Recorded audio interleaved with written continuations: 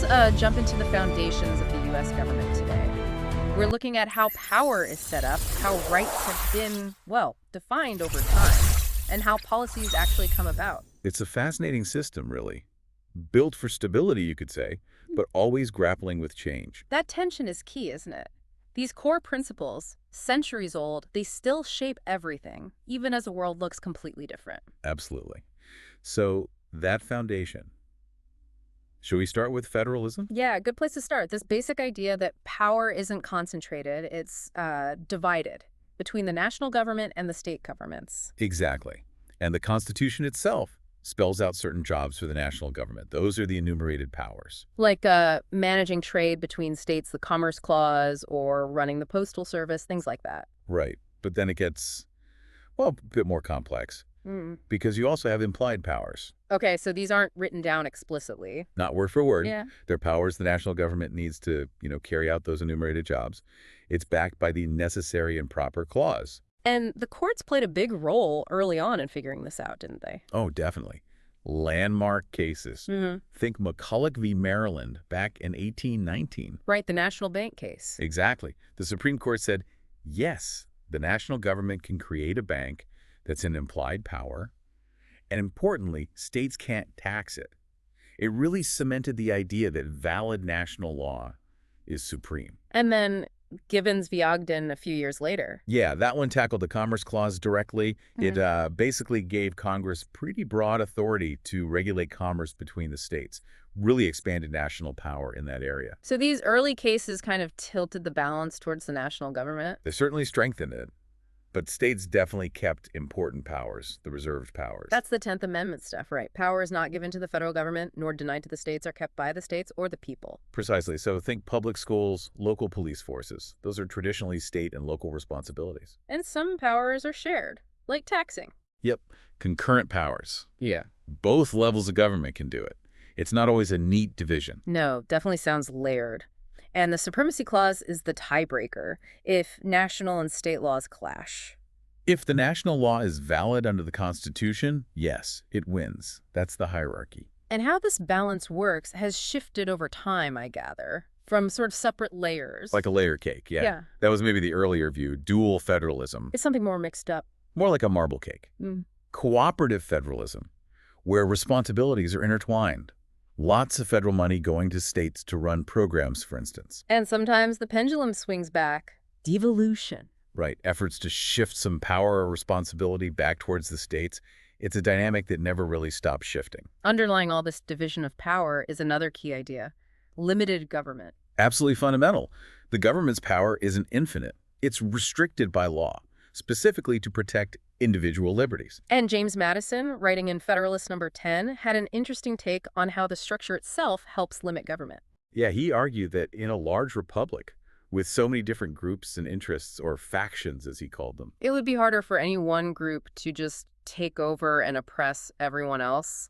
Diversity as a protection. Exactly. It contributes to that goal of limited government. And another mechanism for limiting power is the separation of powers. Right. Splitting governmental authority into three distinct branches: legislative, executive, and judicial. Making laws, enforcing laws, interpreting laws, different jobs, different institutions. And then you add checks and balances on top of that. So each branch has some way to push back against the others. Precisely. The president can veto a bill from Congress. The Senate specifically, has to approve presidential appointments and treaties. The courts can declare actions unconstitutional. It's like built-in friction almost, designed to slow things down, force compromise. Prevents tyranny, or at least tries to.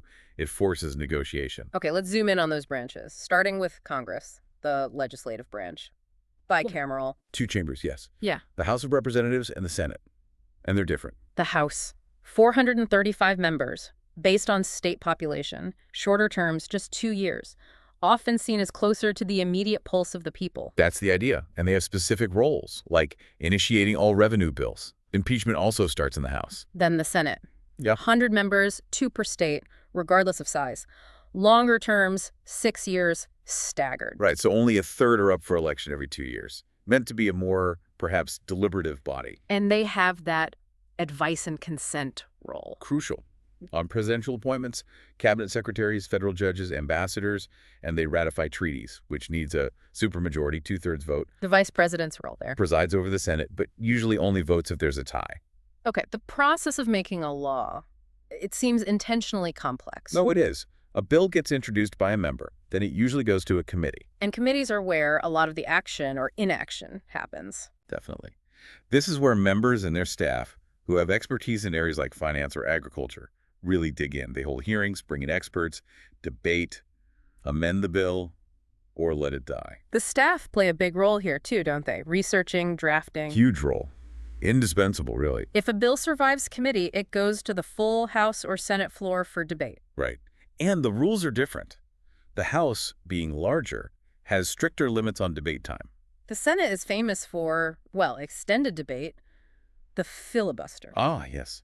The filibuster allows a minority of senators, sometimes just one, to delay or block a vote, unless a supermajority, currently 60 senators, votes to end the debate that's called cloture. So it's a major hurdle. It means most major legislation effectively needs 60 votes in the Senate, not just a simple majority. It profoundly shapes what can pass, even though it's not in the Constitution itself. It's a Senate rule. If a bill passes both the House and Senate, but in different versions, Then it usually goes to a conference committee, members from both chambers, to work out a compromise version. and that compromise bill has to be passed again by both the House and Senate, That's right. Then finally, it goes to the president. who can sign it, making it law, or veto it. Right. A veto sends it back to Congress. They can override the veto, but it takes a two-thirds vote in both the House and the Senate, which is tough to get. What if the president does nothing? Depends. If Congress is in session, after 10 days, it becomes law automatically. But if Congress adjourns within those 10 days, the bill dies. That's called a pocket veto, Okay, so that's Congress. Let's move to the executive branch, headed by the president. who wears many hats, right? Head of state, head of government, commander-in-chief of the armed forces. 4-year term and limited to 2 terms by the 22nd Amendment. Correct. And the president has significant powers laid out in the Constitution. We mentioned the veto. What else? Issuing executive orders, which are directives to federal agencies on how to implement laws or policies. Appointing officials, cabinet members, judges, agency heads, usually needing Senate confirmation. Negotiating treaties. Also needs Senate ratification, that two-thirds vote again. Directing foreign policy, acting as the nation's chief diplomat, and the power to grant pardons for federal offenses. The president relies on advisors, the cabinet. Yes, the heads of the 15 major executive departments, state, treasury, defense, justice, and so on. They run their departments and advise the president. But the executive branch is much bigger than just the president and cabinet, right? The bureaucracy. Oh, vast. Millions of federal employees working in countless agencies. The EPA, FBI, NASA, Social Security Administration, the Federal Reserve, the list goes on. And these agencies are the ones actually doing the work of government, implementing laws. Largely, yes. Congress passes laws, which can sometimes be quite broad.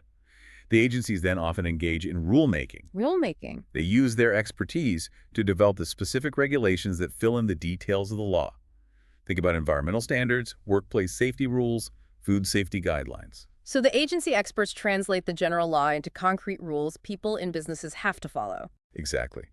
And bureaucrats also exercise discretion. They make decisions about how to apply those rules in specific situations. Like you said earlier, the park ranger deciding on a warning or a ticket. Right, that kind of everyday decision-making. And remember, implementing federal policy often involves working with or through state and local governments, using grants or setting conditions, which adds layers of complexity. Makes sense. And the budget is key to all this. Absolutely critical. Agencies need funding from Congress to operate.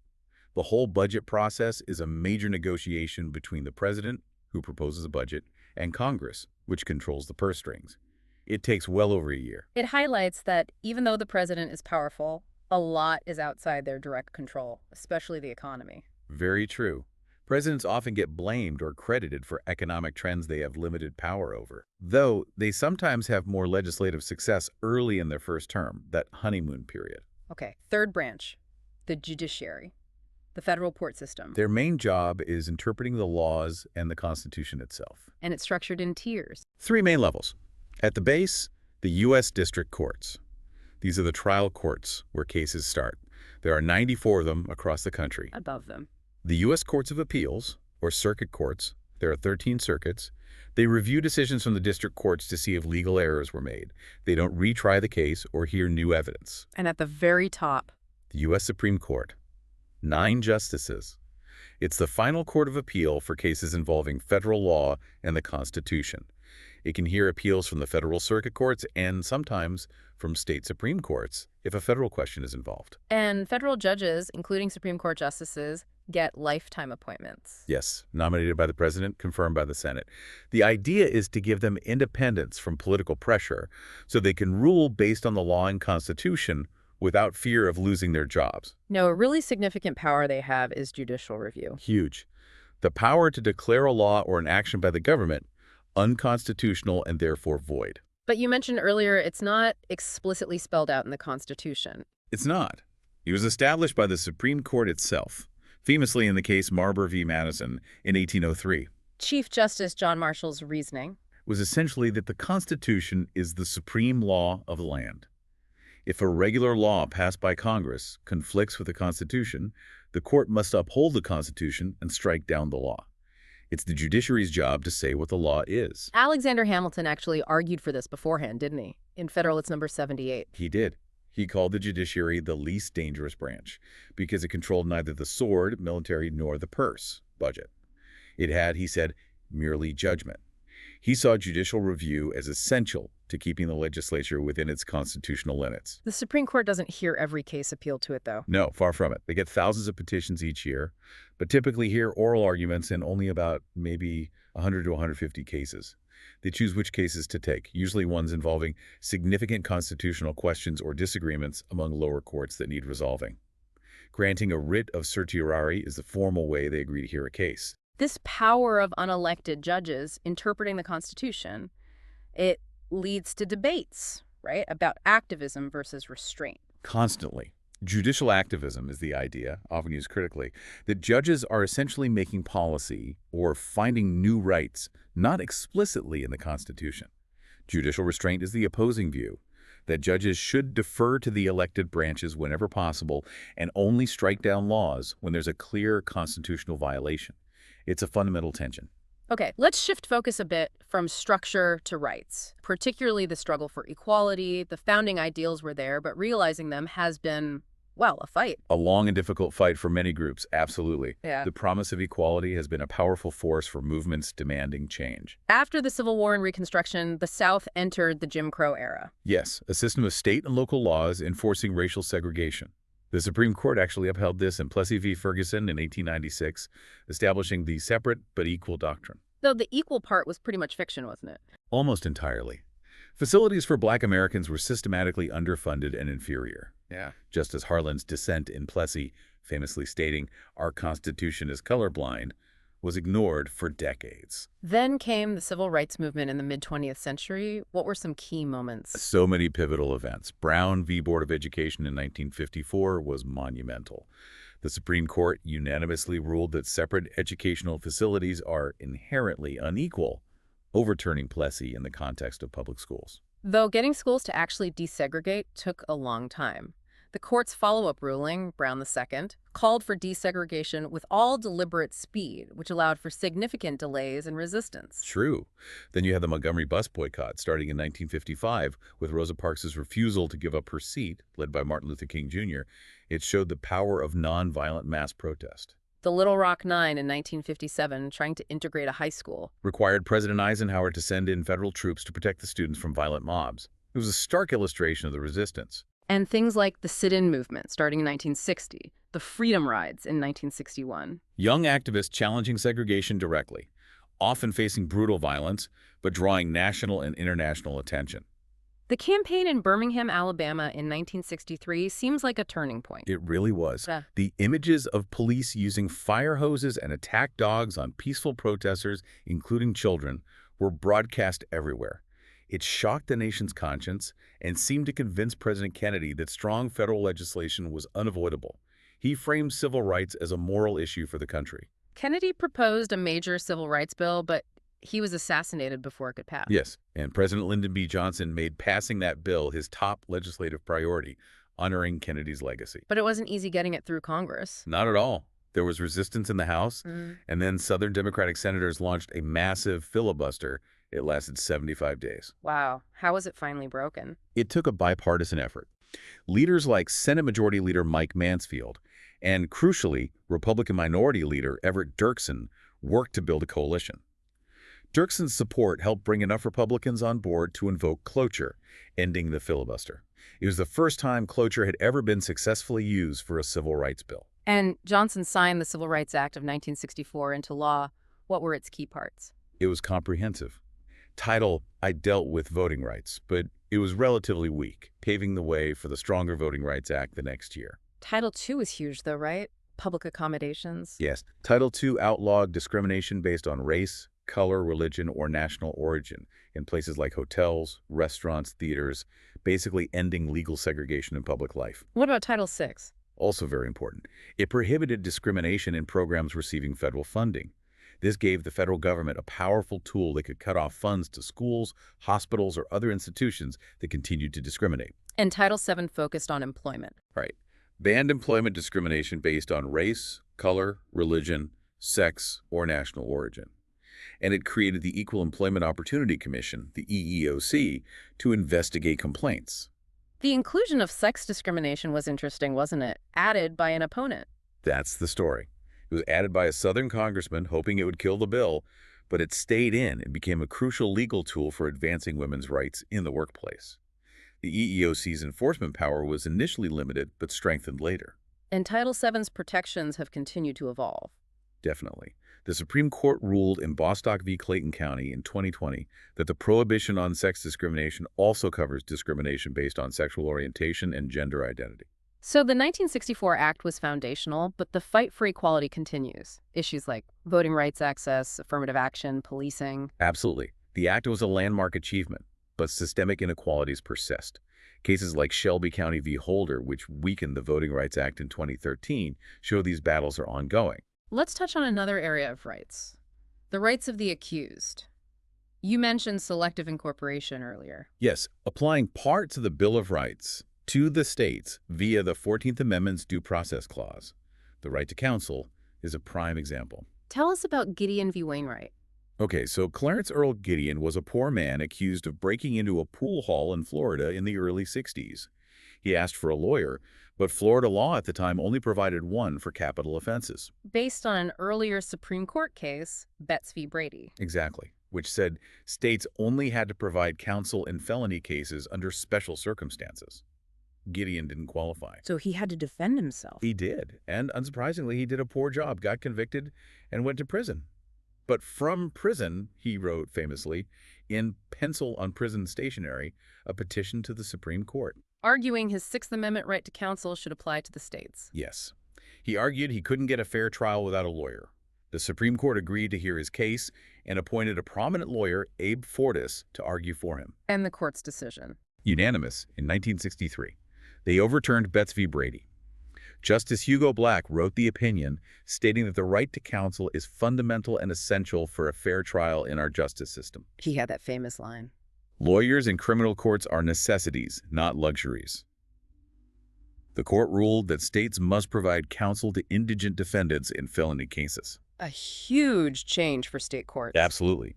It established the right to a state-provided public defender if you can't afford one.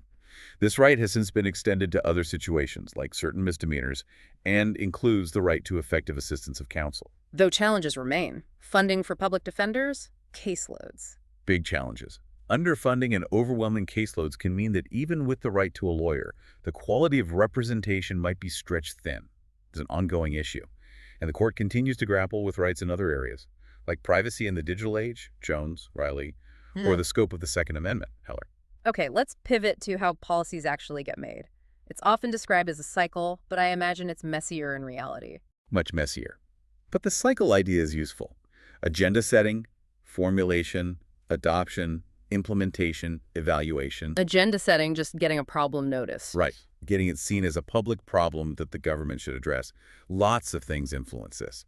Public opinion shifts, media coverage, advocacy by interest groups or policy entrepreneurs, major crises or focusing events, like 9/11 dramatically shifted the agenda. policy formulation is then figuring out solutions. Developing potential responses. This involves legislative staff drafting bills, experts and agencies working on regulations, think tanks publishing research and proposals, interest groups lobbying for their preferred approaches. Then adoption, getting it officially approved. Usually through passing a law, but it could also be an executive order, a regulatory rule, or even a court decision. Implementation is putting it into practice. Making it happen on the ground. This is primarily the job of the executive branch agencies, the bureaucracy. And as we discussed, it's complicated by federalism. Federal policies often rely on state and local governments to carry them out. Bureaucrats also have discretion in applying the rules. Which can lead to uneven results across the country. It certainly can. Effective implementation often requires a lot of coordination between different levels of government. And finally, evaluation. Checking if it worked. Assessing the results. Did the policy achieve its goals? What were the costs? Unintended consequences. Good evaluation should feed back into the process, maybe putting the issue back on the agenda or suggesting ways to improve the policy. Political parties and interest groups are obviously huge players in all of this. Absolutely central. Parties aim to win elections and control government, pushing broad policy platforms. They organize political competition. And we have a dominant two-party system in the U.S. Largely due to factors like our winner-take-all election system, which makes it very hard for third parties to gain traction electorally, even if they influence the debate. Interest groups have a different goal. They want to influence policy outcomes on specific issues they care about, regardless of who's in power. They use various tactics. Like lobbying. Direct lobbying, talking to officials, grassroots lobbying, mobilizing the public.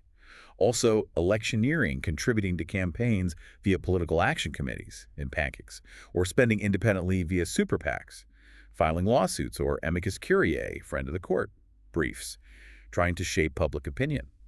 There are theories about how much influence they have. Right. Pluralist theory suggests all the competing groups basically balance each other out, ensuring representation. Elite theory argues that, no, a small number of wealthy, well-connected groups and individuals dominate the process.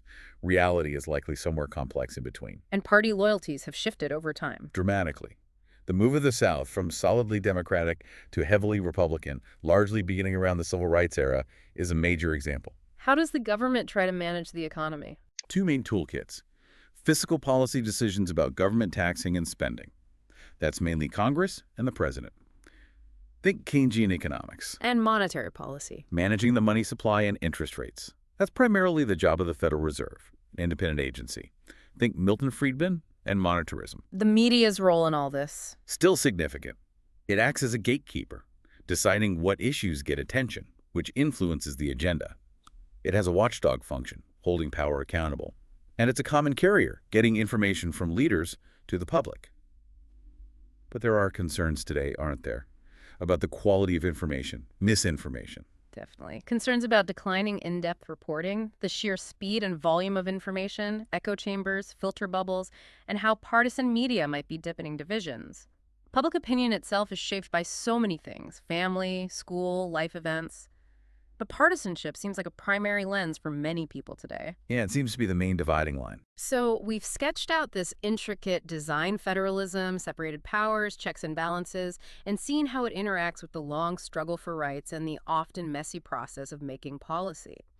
It's a framework designed for stability, but constantly pushed and pulled by new challenges and societal demands. The structure undeniably shapes the outcomes, but it's not static. It adapts, or is forced to adapt, under pressure. Which leaves us with something to think about. This system, with all its checks and balances, is often deliberately slow. It prizes deliberation and stability. So how does that system balance the need for careful consideration and protecting rights against the pressure for really rapid action when the country faces urgent, large-scale problems? That's the perennial question, isn't it? Balancing stability and responsiveness. It's built right into the core of the government's design.